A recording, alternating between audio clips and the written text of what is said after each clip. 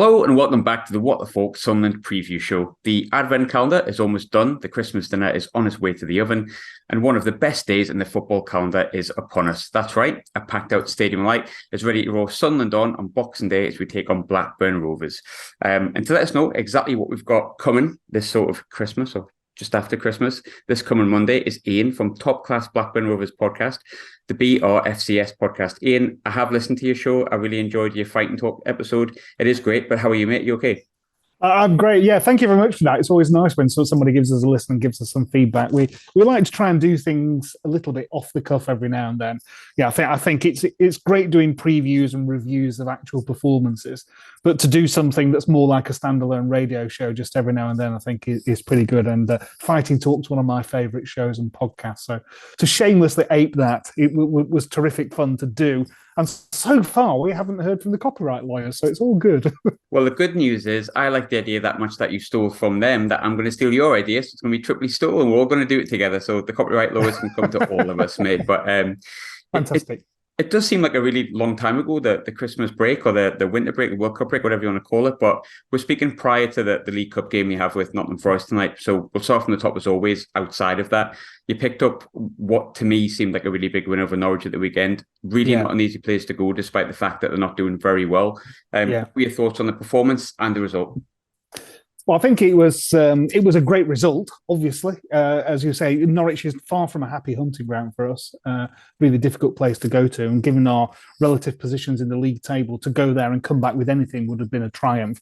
To go there and come back with anything after the results that bookended the World Cup break was seen as hugely positive and perhaps restored a little bit of confidence in the fans, if not the team.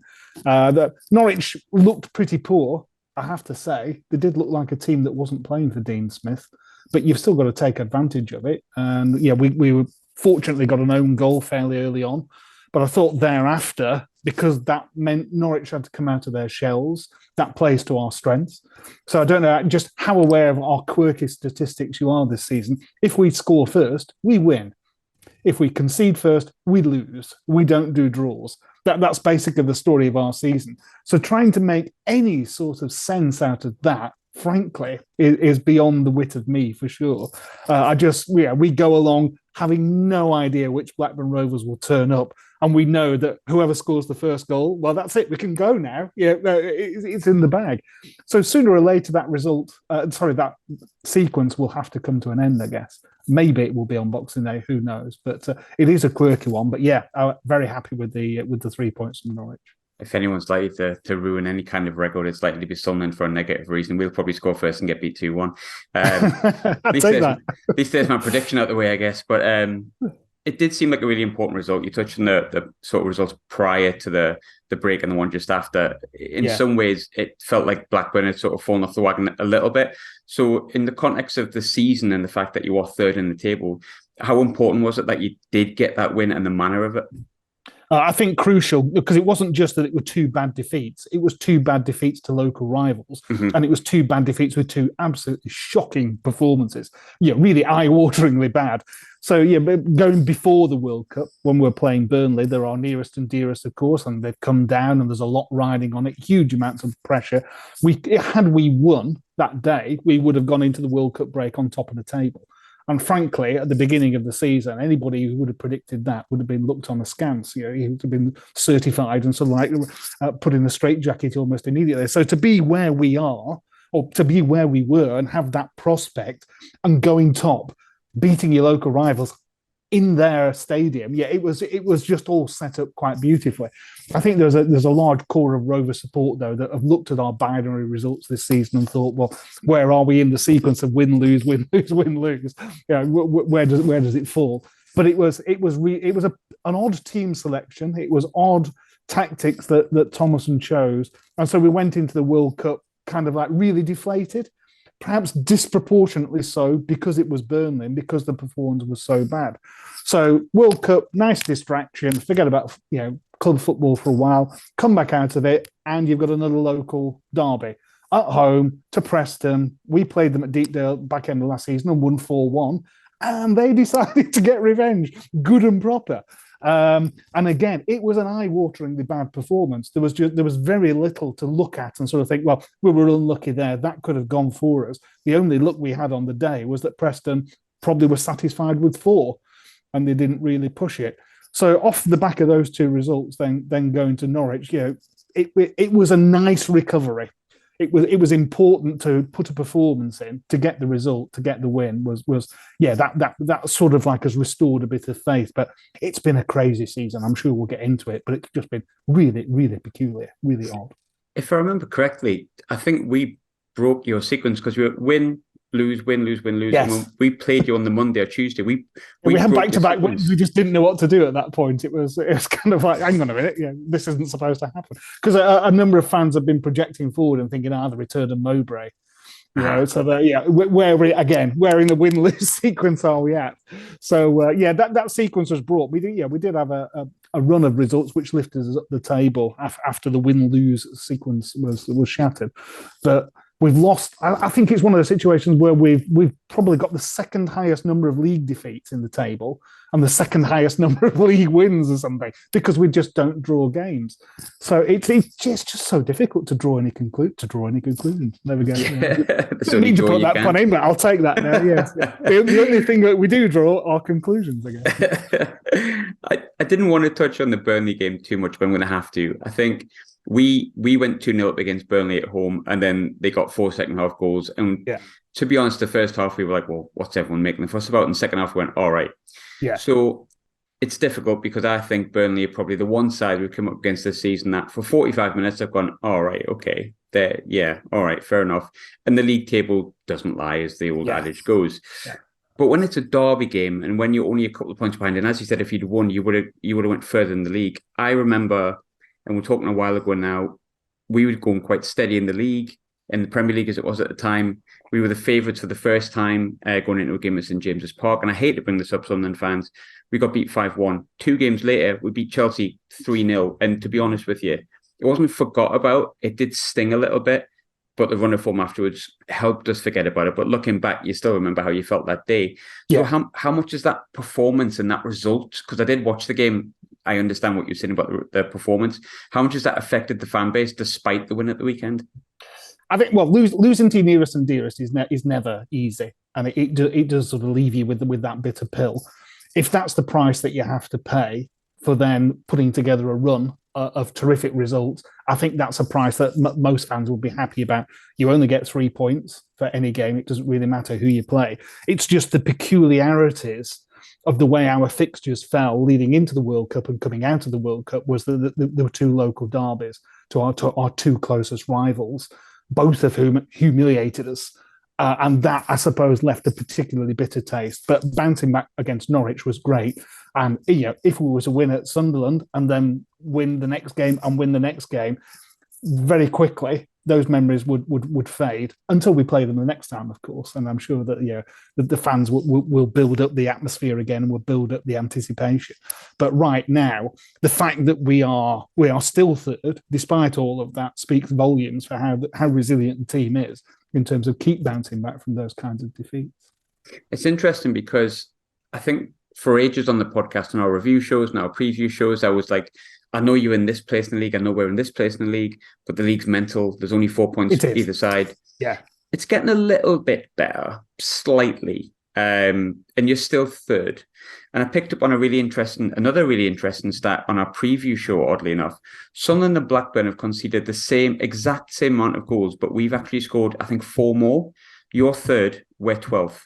Yeah. Prior to the break, taking out the Burnley game, 4 of your 5 games were won by just 1 goal. It's often said teams can get promoted by winning games 1-0, 2-1, yada, yada. Is that Blackburn Rovers this season? It seems to be. I'm of sufficient vintage that I'm able to hark back to a previous promotion campaign. I'm going to take you way back now. Plump up a cushion here. We're going back to the late 1970s. And Rovers got a new manager who was an up-and-coming, promising player manager from Stoke City called Howard Kendall, who was only with us for 2 years. And then he went to Everton. And I think if you look in the record books, you'll see the impact that he had at Everton. Well, he transformed Rovers, absolutely transformed us. We'd gone down into the 3rd tier, and he took over this side. And the whole ethos of that team was, well, we're just not going to concede a goal. Mm-hmm. Just accept that. We're not conceding goals. And the team wasn't set up to score lots of goals, but we had a couple of great goal poachers who were always likely, there was going to be a chance that fell their way during the game, they'd score more than they'd miss. And I look back on the stats for a show that we did a few months ago, and we had a ridiculous number of 1-0 victories in that season. We went up, I think, barely averaging just over a goal a game. And yet I think back now in the distance of time to that season, just how enjoyable it was to keep going away from home and keep winning 1-0. But yeah, we knew it was a bit like Don Revie's Leeds United, harking back even earlier in the 70s. You had a very organised defence. You took the lead, and bring it on, because you're not going to breach our defence. Now, this season is a bit different because Rovers are Jekyll and Hyde. So the Rovers side that scores first and goes on to win, as we've talked about, seems to thrive on bringing the opposition onto them. Mm-hmm. On sort of saying, right, we're in front now. You've got to make all the play, and then we have Brereton on one wing, Gallagher on the other, and then usually a false nine from midfield running through to link the two, and we can break really, really quickly and really, really effectively. So I think sides that have watched us are very aware of that, and are really, really cautious about then leaving too much space for us to exploit. However, if you score first, we haven't got a clue. We really do not know what to do. And it's kind of like, well, hang on, what do we do in these circumstances? We have no frame of reference with this team of players to do a comeback. I tweeted during the World Cup final on Sunday. I said something to the effect of, for all Blackburn Rovers fans watching, this is a comeback, and it's been capped by an equaliser. And what you'll see at full time, if there's no more goals, is a thing called a draw. That's sort of like provoked quite a lot of response. I really want my team to come back. I want them to show character. I want them to, even if it's 2-0 at half time, to think that you're still in the game. And we've just not had that this season, just not had it at all. But in fairness, when we've gone in front, my God, have I seen some resolute defending. So some really, really solid backs to the wall stuff to eke out these 1-goal victories. So we are truly a Jekyll and Hyde side. I've no idea which team's going to turn up on Boxing Day. No idea whatsoever. But a big predictor of the outcome will be who scores first. It's just surreal stuff. It really, really is. Talking about the way you play, actually, and I'm trying to think back to the game, because obviously I watched that. It was on Sky, as it was. Yeah, it was. Yeah. And I remember being really... I mean, obviously I know the decisions. I know probably a penalty prior to the goal, and I think the second one was offside, but yada yada. What I remember most about that is the fact that your first goal was from that break. Yeah. And then after that, it was just going and just launching the ball to Brereton and Diaz. Yeah. And him looking dangerous. He's a great escape valve. I tried to do a new ground every season, and I went to Swansea early this season because I've not been before. And it was our first away game of the season. And they absolutely pinned us back. Completely pinned us back. The ball was fizzing across our 6-yard box. Between the penalty spot and the 6-yard box, thinking, all they need here is a deflection. It goes in. We're going to be in trouble here. And they couldn't get the goal, and you could see them getting increasingly frustrated. And then we scored completely against the run of play. And there's a long diagonal ball out to Brereton Diaz, who was on his own on the left touchline. He kind of like just headed it forward and outran the fullback. And it's kind of Swansea. You could just sort of see them thinking, how on earth has that happened? What have we done to deserve this? And then we did it twice more and came away with 3-0. You're thinking, well, if we play like that in 23 away games, we're going to be an unstoppable force. But of course, again, it goes back to what's our plan B when we concede? The game at Ewood against you guys, I mean, you pinned us back. Mm-hmm. It was a proper backs to the wall defensive performance. But again, that's what we've seen so much of this season. When we're defending a lead, we're really on it and we're really good. When we are behind, it's almost like it's a different group of individuals or playing completely different tactics. It's just a case of, we've conceded. We're not going to get anything from this. We've conceded another one. Well, never mind. Maybe next week we'll win. It really is really difficult to understand how there is so little recourse when we go a goal behind. There's so few options It feels very, really, really odd. I've never known anything like it before. I don't know what the Football League record is for going a season without a draw, but we must be homing in on it now. Because we were talking, at the end of the year, this is going to end at 1-1 now, isn't it? But I said we don't do draws. But at some point, we're going to draw a game, aren't we? So it may well be that. I find it. I feel like a fraud coming on these sort of previews. Well, what about Blackburn Rovers this year? I don't know, mate. I've absolutely no idea. I've seen us loads of times. I don't know what to make of it. It's just bizarre.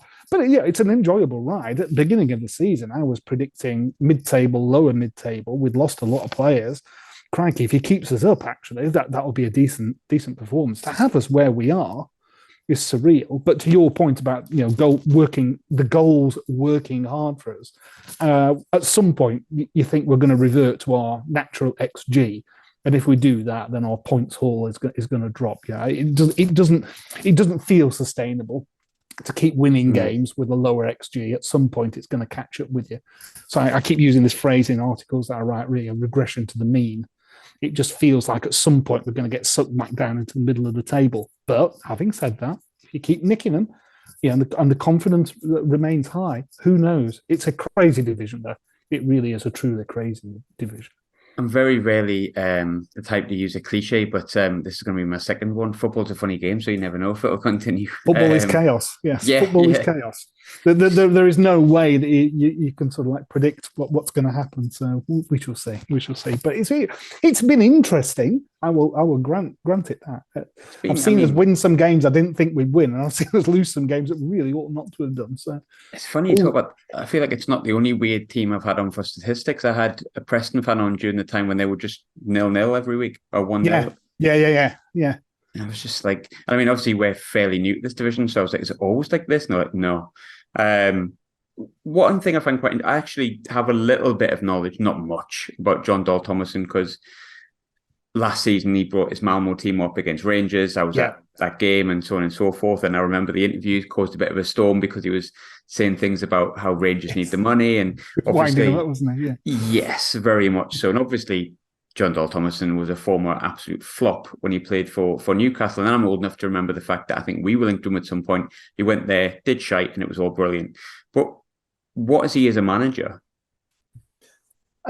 He seems to have a way of playing, and I don't know whether that's his preferred style or whether it's imposed on him. I need to set some context here.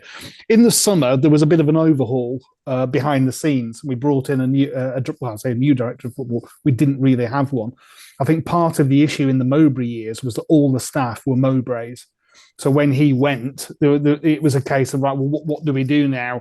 Do we keep the staff? And I think because of cost, it was a case of trying to keep them together. Well, we need something above him then to give some continuity. So they brought this chap called Greg Broughton in. And he seems to have been very, very instrumental in our transfer policy. If you believe some of the things that you read, then he wants a consistent way of playing, which is, Guardiola light, shall I say, play it out from the back, short passes, control possession, all that sort of stuff. The thing is, we're just not good enough to play that way. So, and sides have cottoned on to us now, namely Burnley and Preston, to quote but two examples. Hang on a minute, they play it out from the back. Right, we'll have a high press. They won't play a long ball over the top, so we're going to be okay. Against Norwich, for the first time, the keeper and the centre-backs, when they were under pressure, launched it. And we had Gallagher on one wing, who's a unit in the air, and Brereton's strength and pace on the other. So then it meant Norwich just had to constantly keep looking over the shoulder and thinking, can we afford to leave that space there? And it just introduced an element of doubt. Now, will that continue? I don't know. But that feels like that's Thomason's natural style and his natural inclination. I think he's won a lot of favour simply by not being Tony Mowbray. Mowbray did, on balance, a really good job at Rovers, but he was probably there at least one season, if not 2 seasons too many. We got into a rut every season at the end of January. We'd be in the transfer window, we're thinking, just sign a couple of players now. We're going great guns. We're in the playoffs. Sign a couple of players. Nobody would come in. They wouldn't spend the money for whatever reason. And then results would just crash and burn.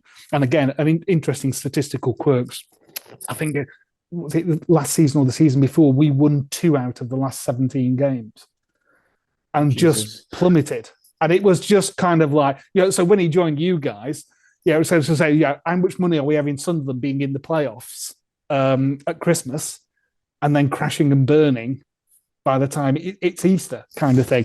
So watch out for that one. Now, whether that is because the players get knackered or they just can't sustain the way that Mowbray wants to play, I don't really know. With John Dal Thomason, what we've had is high, low, high, low, high, low, high, low. So with Mowbray, we had this steady build in the first half of the season, get confidence high, get everyone at this time of year buying half-season tickets, and then the second half of the season, crash and burn. With Thomason, we've had this, as I say, so that constantly famine or feast. It's one or the other. But he seems perfectly affable. Clearly, he's got a good CV. He's won back-to-back titles in Sweden. You might say, well, it's only Sweden. But if you're managing in that league and you win it, you can't do any more than that. And if you defend it the following season, again, that's pretty good. There are some fans that pointed out he went for interviews at Hibs and didn't get the job, and that's how he ended up at Blackburn. I think Greg Broughton is instrumental in bringing him in, which is good, because then the director of football and he must be thinking along the same lines. So it gives us a bit of consistency there and all the rest of it. So he seems really, really calm. Stay with it, guys. Trust me, I know what I'm doing. And when we win, that's great. But when we play as badly as we did against Blackburn and Preston, it's kind of like, I'm sorry, John, that really was bad. You've got to do something different. And there was the first signs against Norwich that maybe we'll just modify that every now and then, and we will be prepared to launch one to relieve the pressure if we're getting a real high press. So it'd be interesting to see, was that just a one-off? Was it just a quirk?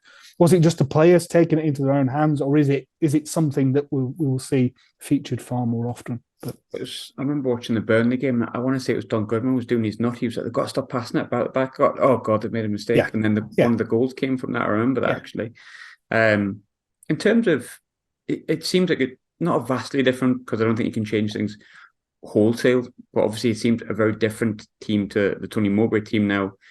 We've got Tony Mowbray in, and I would give him a solid 6 out of 10, but he's had himself hamstrung, to be completely honest. He's had both of his strikers that are injured. I think we've played more attractive football, but occasionally we've been really crap, and we can't seem to, where our inconsistency seems to be is we can either play really well in the first half or the second half, but occasionally, whatever half it is, I recognise that.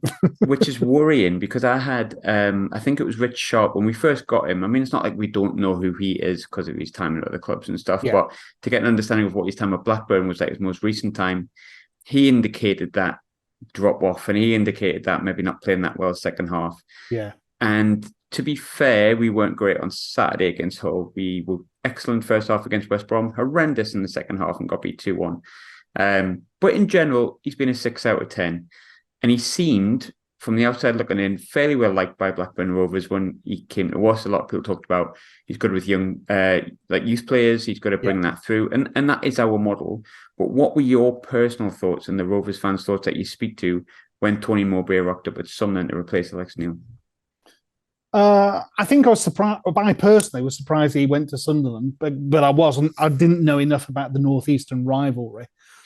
We had it before Tony Mowbray came. We had Owen Coyle, of course, who'd done the rounds of Lancashire clubs, but obviously most of his success was at Burnley, and that was always going to be a difficult relationship. And then he was absolutely terrible, which kind of like cemented it. So I wasn't sure whether the Middlesbrough link would count against him, but.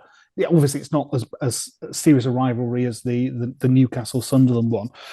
It seemed like a sensible move by Sunderland. I think you're not going to rip up any trees, but I'd be surprised if you go down, kind of thing.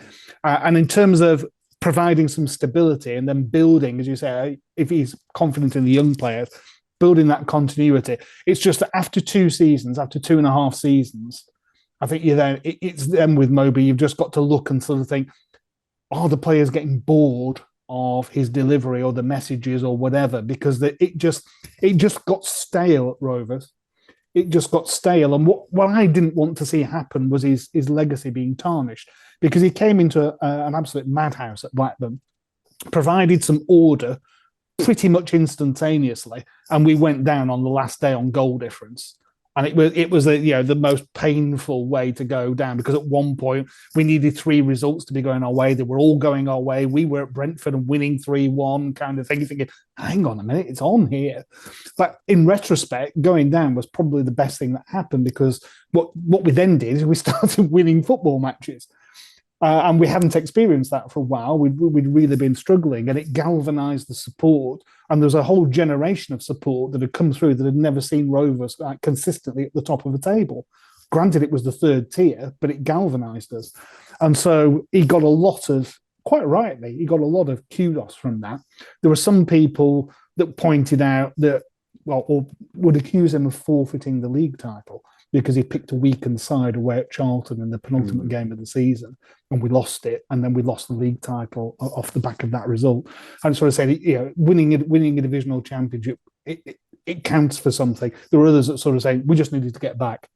I was probably in the latter camp. We needed to get back. And I think, with every passing season that you're stuck in the 3rd tier, it's so much more harder to claw out, as you will well know. So coming back straight away, first time, was absolutely crucial. Mowbray deserves all the credit for that. But we saw those in-game collapses. Brentford, first year that Brentford got in the playoffs when they lost to Fulham, we went down there. This was at the end of January. This was what the result that started the first collapse. The first Mowbray collapse, as I must refer it. We were 2-0 up, absolutely coasting, beating them on their own manner, playing really, really well. Conceding a daft goal. You think, come out in the second half, absolutely wiped the floor with us. And we had no response.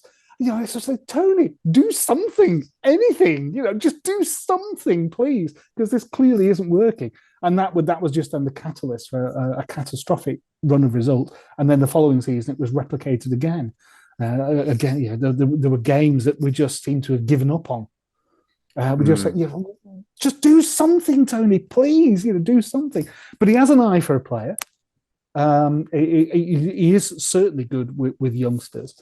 I had the good fortune to go down to the training ground the season we came up, and to interview some of the players. I was invited in, and whilst I couldn't interview Tony, I was around when he was doing his I follow stuff and his all the sort of like press obligations. And there was something about his presence when he walked into the room. Any players that were around, sort of like sat up straight and all the rest. He thought, well, he's commanding respect. That's good. And one of the things that he always said, one of his mantras at Blackburn was, we might lose, we might have a bad result, we might lose games, but we don't lose many back to back. And that was a fair observation. That if we lose, we talk about it, we work it through, we learn from it, we put it right the next game. And you could sort of say, we've carried on that tradition this season. We don't lose many back to back, but equally we don't win many back to back. So I think Tony felt to me like a safe choice for you. I think after Alex Neil left, I was surprised he left, because personally I thought the potential that he had at Sunderland was good enough. But obviously Stoke, there's a lot of money in that club, and maybe that's what attracted him. But it seemed a sensible, cautious, but safe pair of hands. Yeah, I think that's what you get with Tony Mowbray. I don't think he'll ever get you in the playoffs, but equally, I'd be amazed if you were ever fighting against relegation. Did he have like an obsession with Jaffa cakes? Because he's very fond of chocolate. I know he does a lot of interviews where he talks about there was lots of gifts that were created by the media team at Rovers that usually involved him biting on a chocolate bar and taking a cup of tea and stuff like that, or dunking a biscuit in. So back with something about that. I know didn't he do an interview, was it last week or the week before? We were sniffing a Jaffa cake. About chocolate. Yeah. Jaffa cakes. Maybe that's his thing. I don't know. Maybe that works for him. That's his drug of choice. More like gaffer cakes these days, but it's become quite a thing. And I did notice he was sniffing a Jaffa cake and going, "Oh, lovely," and I thought, someone needs to help him here because something's not right. But he's done okay. Bless him. There'll be people listening who will feel the red flags that you're saying, because some of them are recognisable already. But in general, really lovely football, nice enough bloke. We need a safe pair of hands at the moment, so hopefully it'll work out. But in reference to the team that you've seen come up, we talked sporadically about the game previously, where you won 2-0, and I think everyone will remember the penalty decision, the brilliant goal from Brereton off the back of it, then the free kick, and the fact that I felt like we were the better side, but you just had the rub of the green on the night, I suppose. But from what you'd seen in the game, who were the players from the Sunderland perspective that stood up most to you that night? Bearing in mind that Ross Stewart was injured, I suppose. You're going to have to bear in mind with me because my memory for the opposition, Jack Clark, I think he was the one that night that I thought was really, really troublesome. Yeah, because he just kept popping up and sort of like disappearing. And on the night, I was looking, thinking, "Who's that lad?" I was, you're going through on your phone trying to find out. Oh yeah, the lad from Leeds who went to Spurs. Oh crikey, I didn't realise you'd signed him. Oh wow, he looks a good signing. I think he was the one that caught the eye. Obviously, a lot of Rovers fans were hoping that Corey Evans would be in your midfield. But you don't like him, do you? You don't like Corey, do you? It's not that we don't like him. I think he's just always injured. He's been all right for us because we got told that. But to be fair to Corey, I think for the first 6 to 7 months, there's a review show that we do, and hilariously, the boy I do it with, we both had a conversation about how poor we thought Corey Evans was, and how we feel he's not too far away from an injury. And then the next game, he scored his first Sunderland goal, turned out to be like one of our best players for the next. And now, bizarrely, he's never injured, and when he is, it's only for a week. And we really struggle without him. It's really weird. It was one of those players that you knew had ability, you knew had class, and it was infuriating. Let's be kind and say it was coincidental. The number of times he was injured before Northern Ireland training camps, and he'd missed the game immediately before, and then would appear for Northern Ireland, and then would come back to us carrying an injury that he picked up in the game for Northern Ireland. And when that happens once or twice, it starts to become a truism every time. When did Northern Ireland play next? Oh, well, Evans will be out, won't he, the week before? In fairness, some of his injuries, he was injured. He had a fractured eye socket, really, really bad injury. There was a contact, I think it was against Preston. And he was taken out. I mean, it should have been a red card. I don't think the referee even gave him a free kick, and that put him out for about 3 months. I think in his last season before his contract expired. He picked his best games invariably for when we played Stoke under Michael O'Neill. Coincidence? There was one game down at the Bet365. He ran the midfield like he was Iniesta. And the Rovers had who's this? Who's this guy? He was everywhere.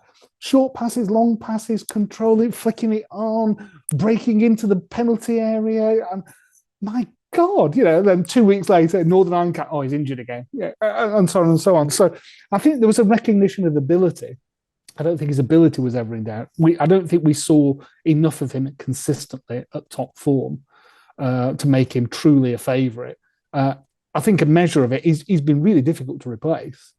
We've got 2 or 3 really good lads coming through the academy now that have given us competition for places in midfield. But when he immediately left, it was kind of like you were just missing someone with that combination of guile, shall we say, and technique. So I've played 300 games. I know what this is all about. This is what we've got to do at this point in the game. And we went then to having like 3 18-year-olds in the midfield who were all rabidly enthusiastic, running around like headless chickens. And you just needed someone to just calm them down and point them. He thought, he could have worked well with these lads. But it's a good player. We didn't see the best of him. When he went to you, we were contacted by one of the Sunderland fanzines. And I said, if you can get 30 games a season out of him, you'll appreciate him. But if you do get 30 games out of the season, that's probably 10 or 15 more than we've had for the last 2 years. So good luck with that kind of thing. I find it bizarre when I really think about players that have played for Sunderland and Blackburn, because obviously you do. And we talk about Danny Graham. Exactly who I was getting onto, because Corey, to be fair to Corey, didn't have the best of starts, but now when he's out the team, it's so evident, and he's probably, because of that, one of the first names on the team sheet. And then I thought, who else has played for Sunderland and Blackburn? And it came to me that you've probably had, no offence to Danny, all of the offence to Jack Rodwell, 2 of our worst players of all time. Rodwell and Danny Graham. Danny Graham worked out really well. For you seem to love him. We took him back and we got the Danny Graham We sold to you back. Yeah. We landed on our feet with Danny Graham, and his combination with Bradley Dack was what got us out of the third tier. There's no doubt about that. He came as I think with a reputation of perhaps being washed up, his best days behind him, this, that, and the other. But he just found his feet. Sometimes a player arrives at a club and it's just the right player for the right club under the right manager at the right time, and everything gelled. And he was terrific for us. Scored one of the best goals I've seen in years in the Cup at home to Manchester United. A lovely move, and he finished it. And the camera cut to Jose Mourinho on the sideline, and even Mourinho was going to, that was a great finish. So Danny Graham for us was absolutely superb. Won't hear a bad word said about him. Jack Rodwell epitomises for me the modern footballer that isn't really in love with the game, but has perhaps got used to the lifestyle. So, the move from Everton to Manchester City was supposed to catapult him into England's World Cup teams for the next sort of like 3 or 4 tournaments, according to Henry Winter. I think he was always one who was always putting Jack Rodwell in the central midfield for England teams of like 5 years hence. I imagine the salary that he was on at Manchester City was competitive, let's put it like that. I don't think he was playing for peanuts when he joined Sunderland, for that matter either. And so at that point, you just wonder. There are players. David Batty at our place was one who apparently couldn't stand football, and you never see or hear from him now. I think it's one of the great social media tropes. Has anybody ever seen David Batty in public after he retired? Because he just wasn't that fond of football. It was his job, in the same way that I go to work and you say, "Oh, thank God that's the end of that today. I can look forward to the weekend." David Batty, that was football for him. I get the sense with Rodwell that he was kind of just going through the motions, and it just didn't really. There were times he didn't play that many times, but when he did play, he just didn't look interested. And you look back and you sort of say, well, "How did we concede that goal?" And you watch the highlights again on TV, and you say, "Oh, there's the bloke running past Rodwell. Oh, he just stood there and watched him run past him. Oh, that's where all that space came from." But of course, on the ball, when he's spraying it around and he can look like a poor man's Alan Hansen, terrific. But when there was work to be done, ugly work, he certainly didn't lead from the front. So I wasn't sorry to see him go. And when Sheffield United signed, Chris Wilder, I think that's not a Wilder player at all. And of course, funnily enough, it didn't work out for him, and then he ended up in Australia, didn't he? Because he married an Australian. He's over there somewhere. What fills me with joy, and I don't know if this is a thing that should fill me with joy. I don't know what this says about me, but I didn't recognise the Danny Graham you mentioned, but I definitely recognise the Jack Rodwell you've mentioned so much, and it's delightful for us Sunderland fans to understand somebody else has seen the Jack Rodwell that we've seen. I don't like to put expletives in this too much, but yeah. No, Danny is a Rovers hero, and always will be, because of the role that he played and the fact that he got on so well with Bradley Dack, who is a Rovers hero.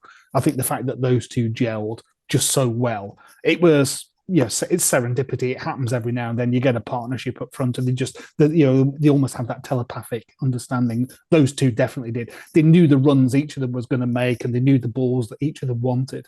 And they brought us back up, and Danny will always be welcome at Ewood Park. I wanted to ask you before we go into predictions. Bradley Dack is a player that's been kind of softly linked to us, which is, I've seen him. Yeah, he's decent. I've got a few friends who are Gillingham fans who he did well there. We're stacked with decent number 10s. Obviously, one of them is now up for the season in Elliot Embleton, but Pritchard's one of our best players. You've got Diallo who can play in a 10. You've got Roberts who can play in a 10 or on the wing. Bradley Dack does not seem like the kind of option that we necessarily need. But he showed up for Blackburn Rovers. Would that be a loss to Blackburn and again to Sunderland, or is he? He's in the last year of his contract. Is he? He's one of the highest earners because he was rewarded after the promotion. After the promotion season, he was terrific in the third tier. A cut above. There was Bradley Dack, clear blue sky, everybody else kind of thing. When we first came up, I thought this is going to be interesting, see how he adapts. But he did, in fairness, and he contributed. And then he got injured. And it's kind of like, oh, that's a shame. He was just starting to assimilate and really contribute. And cruciate is never an easy injury. No. But, he fought back and he came back and the club gave him a new contract. And right, here we go again. Yeah, Bradley Dack 2.0. And then he did his other knee. And you're sort of thinking, I can still remember back to Shearer doing his knee at Rovers. And even though he was still young then and still dynamic, he just, I don't know, it just wasn't quite the same. And then when he did his ankle at Newcastle, he definitely wasn't the same. And he reinvented himself as a fundamentally different kind of forward. And I think Dack needs to do that. The only thing is, from Rovers' perspective, is I don't know whether he fits the John Dahl Tomasson model. Because I think JDT likes mobile players. I think he likes players that are willing to run, sacrifice themselves for the team, whereas Dack I think he plays off instinct, and he likes to do things with the ball. He's not naturally someone who will run to close down a defender that's coming forward, and I think he will either have to get on board with that quite quickly, or probably more likely, this season will be his last season at Rovers.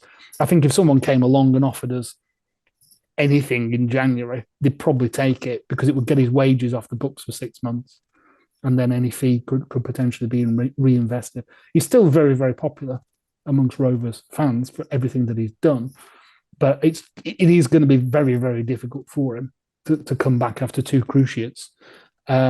So his agent, I think, must be cursing the luck, because the hot rumour was that West Bromwich Albion were due to sign him, and that would give him his move to the Premier League.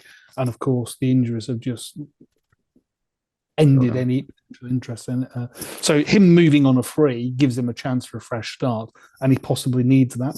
If there's a manager that can get the best out of him, it's Tony Mowbray. Yeah. If there's a manager that he will play for and run through broken glass, it's Tony Mowbray.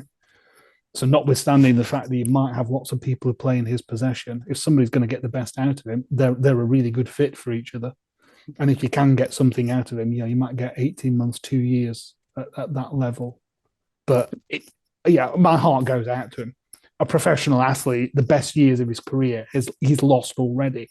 And he's trying to come back, and he's trying to come back under a manager that clearly doesn't see him in the same way that his previous manager did. So that must be really, really doubly difficult. The fans love him. He will always be welcome, that he would come what may. But it's really difficult to see that he will thrive under Tomasson. I've got to be honest. Really difficult. It's an interesting link. I quite like the fact that his girlfriend, who I don't know much about, I think she was on Love Island or something. Yeah. Less said about that, I think, the better. I didn't watch the early season, shall we say. But she tweeted she would go anywhere that he wants to go because she loves him, which I thought was quite nice. So fair play. If you want to come to Sunderland and go to Jack White's Market, that's completely up to you. Last but not least, I'm going to go predictions. I always get them wrong, so I might as well go for one. Do we have to? Well, Let's just predict who scores first, and then we both know what will happen thereafter. I'm going to say 1-1. I'm going to blow things out the water and say 1-1. We broke your run last time of win, lose, win, draw, and I kind of go against us getting beat. I can't say that because that's not nice. And I don't think we'll win. So it seems very Sunderland to break a run. So I'll say 1-1. Let's say 1-1. You've stolen my thunder there, because that's my standard prediction now. With each game that passes, I'll say, well, one game nearer to the first draw of the season. And there's an inexorable feeling that it's going to come at some point. So I'll tell you what, I'll go 2-2, because I don't think our defence is that robust. But it will be interesting to see if we do draw a game. Is it because we've come back, or is it because we've let it slip away? Knowing Blackburn Rovers as I do, it's more likely to be the latter. So let's say that Rovers will win the first half 2-0 and you'll win the second half 2-0. Mowbray can do his 45 on, 45 off routine, and everybody gets something out of it that they can talk about after the game. That sounds pretty perfect to me, to be honest. Not too bad. I genuinely mean it, Ian. I tried to listen to the couple of episodes before I have any guest on, just so I get a feel, as you should, I think. Really, really enjoyed the podcast. Really good variation of characters that are in it. But where can we find you? Because there'll be people that sometimes are finding listening to the opposition podcast is quite interesting after a game. I certainly do. So where could we find you after? Well, the best place to come for all our content is the website brfcs.com. So Blackburn Rovers Football Club supporters, if you like, think of it that way. So brfcs.com. The homepage there will have fan previews on there. We have the usual feeds of statistics and all the rest of it that we have on our home site. And there are various tabs across the top where you can see links to. We have we link in with our sister publication, the 4,000 Holes fanzine. So the podcast and the fanzine tend to work very much hand in hand, where material that's written for the podcast can then end up in the fanzine and vice versa. And people who contribute to the fanzine then will write items for the podcast. So there's some stuff on there which goes back through. So classic 4,000 Holes articles and our podcasts are on a tab on that website. So brfcs.com is a good place to go there to just review what Blackburn fans are thinking. We have the forum as well, of course, and that's always a good place to go to look at the match thread, because then you'll get an insight as the away fans, the mentality of the home fans, and just whether we're on a high or a low and all the rest of it. And quite often we'll get some away supporters who will join just to have that sort of like much the conversations that we're having now, but online. So that's always a good place to go as well. That was the heart of the original website, and then over the last 3 or 4 years, we've built stuff around it now to try and bring it into the 21st century. So, thanks for the plug. And I hope any Sunderland fans that do come, if you come in peace, you'll be welcomed on the forum. We like to talk to away fans as long as they. If you want to come and moan about Danny Graham, we'll talk about that, because then we'll just keep quoting statistics back at you for when he played for us. So that's always welcome. Jason Steele, that's another one we should talk about. Oh, Jason Jesus Steele, Christ. That was one of the Sunderland that bought it. They paid a fee, apparently. My word. We could talk for hours, couldn't we? We could, better not. That's the benefit. We could, as long as it's not about Jason Steele, I'm comfortable. I'm pleased he didn't come up with my Google search, because that could have gone so south. But Ian, genuinely really enjoyed the chat. I hope you did. Thank you very much. I did. It's been super. It's always nice to chat and get the opposition fans' perspective. And if we're still in the same division next year, and I think we probably will be, let's do this next year as well. Why not? Spot on. Thanks, mate. Thank you. Merry Christmas.